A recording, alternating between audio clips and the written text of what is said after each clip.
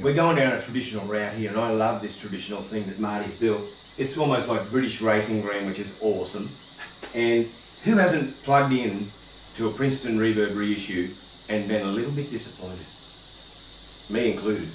The last time I was at a shop, I was trying out a telly just for fun with a mate of mine, and the only Fendery thing they had in the shop was a little reissue, a little silver face reissue they made of the early 60s ones.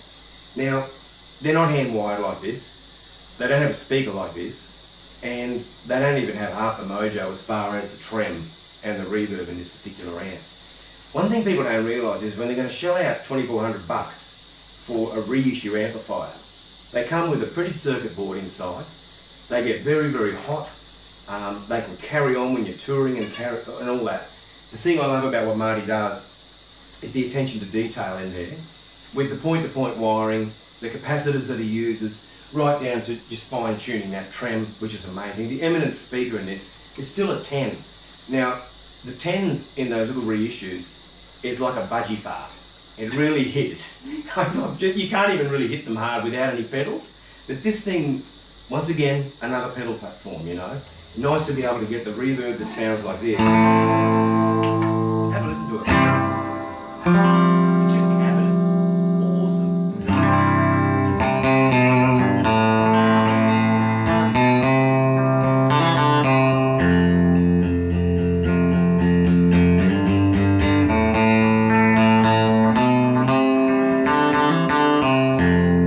That sounds bigger than a 10 to me anyway, that Eminence, but that's pretty deceiving. But great little grab and go amps. I think Princeton's, I absolutely love them. And knowing that my Comet is based on Princeton as well, always gives me that confidence to know that it's a loud 12 watts. It really is. The ones I've played in the shops, not so much. I reckon they feel like they peak out at 10. And like I say, the little speaker's just not really efficient. They've even gone to the trouble of putting Celestians in them. They still sound very brittle. I think it's the fact that there's a lot of love in the top end of these amps that Marty makes. You're never going to replicate that unless you're spending $5,000 or $6,000 on a hand-wired Fender. So the thing I love about this little thing in particular, it tips its hat to tradition. Look at the faceplate, look at that build, you know, it looks just like an old Princeton, but it's got all that brand new love without the leaking capacitors that used to be in the old ones. It's all fresh and ready to go for another 15, 20 years of lovely playing with an amplifier. And having that reverb and trem on board, incredible for recording at home. And they're not like you're going to get the neighbours complaining with this size amp. They're they're not going to offend anybody, not too loud. It just sounds really smooth. Add a little bit of a delay. They're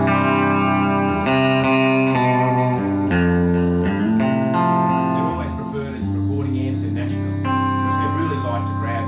They take pedals really, really well. But the ones in Nashville have all been hot rodded. They're old blackface amps. They don't have access to one that a builder like Dr. Johnson. So the thing I love about this little thing is it's still taking pedals great. It's a traditional sounding little Princeton. I'll give it a bit of herbs with the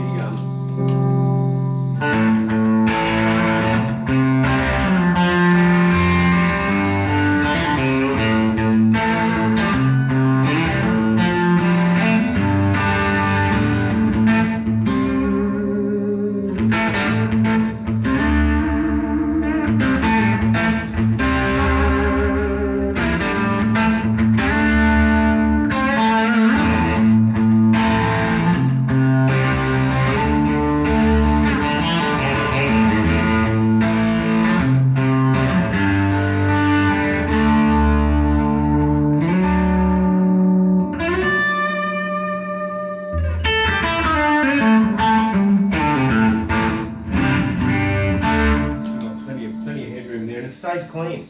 When you want to dirty it up, it does the job. I do like the fact that it's got that beautiful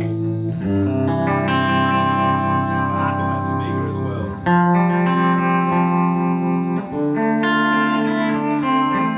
Most of you out there who are watching this will have pedals at your feet. You'll probably have the same array of the things that we've all been using with a little compressor, depending on what style of music you're playing, a little boost with an overdrive and stuff like that. But the thing I like about this amp is that it's just taking the pedals so effortlessly, you know.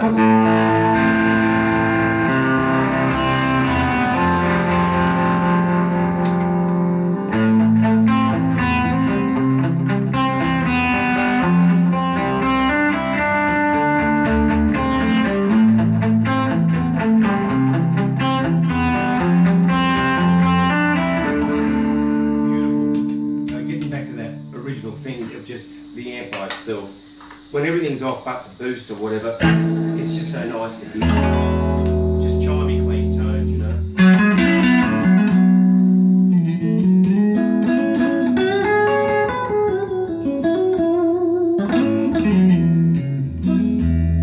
That's what Princetons are known for.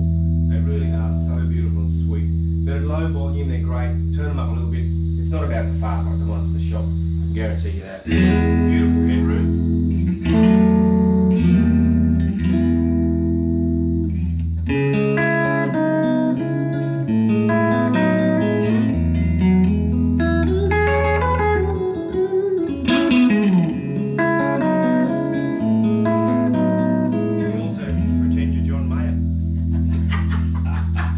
Anyway, all I can say is, when I dropped over to Marty's today, I came here expecting amazing amps, which I've found. But the two that I've got are just beautiful. They really are great for working musicians. If you're a working musician and you're going to go and buy some sort of reissue amp, consider these before you even start thinking about buying one. Because not only do they come with these beautiful hand-wired turret boards that Marty does, but they come with that love. You just don't hear that in these new amps. I don't know what it is. I don't know where they're made. They may be made in Mexico now, I guess. But I brought a really basic, standard sort of a telly, which has 6 sounds in it. I mean, it's not really basic and standard, but it's a really stock thing. You can't muck it up. It's just a 5-way switch, or you can actually pull that and get those 2 outside pickups as well. So this is a good guitar to cover a few bases. But when you're playing some different tones in these amps, it's important to bring something like that. But most of you will have pedals like this at your feet. They're the sort of things you want to plug into an amp like this, because it just makes them speak.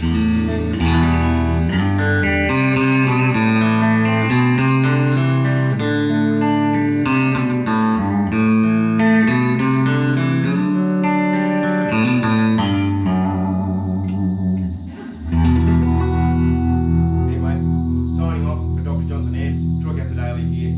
Check him out. He's got a great website that he built over the holidays. It's worth having a look.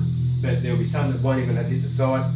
Hit him up for that deluxe as well. But the basement here has stolen my heart.